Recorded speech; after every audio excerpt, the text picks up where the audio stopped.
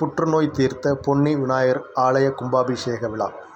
நஞ்சையும் புஞ்சையும் கொஞ்சி விளையாடும் தஞ்சாவூர் மாவட்டம் பேராவூரணி அருகே உள்ள பொன்னாங்கண்ணிக்காடு கிராமத்தில் எழுந்து அருள்பாலித்து வரும் அருள்மிகு புற்றுநோய் தீர்த்த பொன்னி விநாயகர் ஆலயத்தில் அருள்மிகு பாலமுருகன், அருள்மிகு துர்க்கை அம்மன், அருள்மிகு ஆஞ்சநேயர் மற்றும் நாக தேவதைகள், நவக்கிரகங்கள், பரிவார தெய்வங்களுக்கு மகா கும்பாபிஷேக விழா நடைபெற்றது.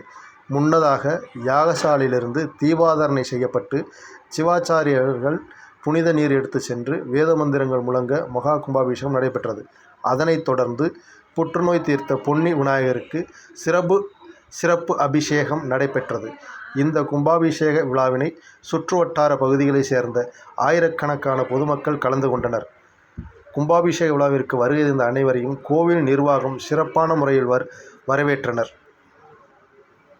ஒரு நிமிஷம் தான்.